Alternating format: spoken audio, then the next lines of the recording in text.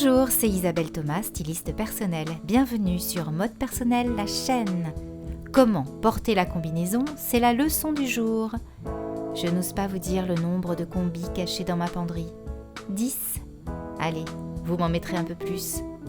La combi, on l'adore ou on s'en méfie, mais ce serait dommage de ne pas tenter l'expérience au moins une fois.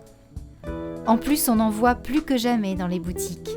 C'est toujours mieux d'avoir l'embarras du choix quand on a affaire à une pièce pas forcément évidente. À quoi sert la combi ? C'est une pièce forte qui se suffit à elle-même. Pas besoin de trouver chemisier ou veste, avec elle, vous êtes habillé. Quand on se sent bien dans une combinaison, c'est un peu comme si on portait une armure. On a l'impression d'être plus forte. La combi change d'humeur selon les chaussures que vous lui associez, baskets ou talons.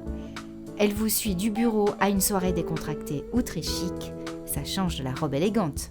Le seul inconvénient, c'est ça. Bon, quand on aime, on s'y fait.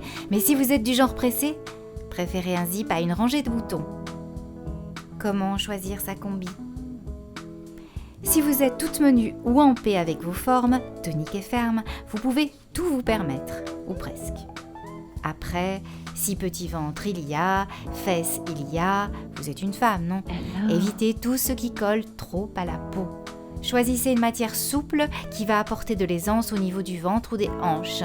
N'allez pas vers un tissu trop fin qui va marquer les formes.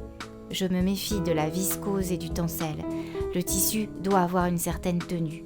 J'aime bien le coton, le denim et l'aspect crêpe. La loi de la combi, c'est de ne pas vous enfermer. Montrez toujours de la peau, portez-la décolletée, ouvrez quelques boutons, descendez le zip ou alors roulez les manches ou le bas. La combinaison grossit-elle ? Pas forcément, surtout si encore une fois vous évitez les modèles trop près du corps.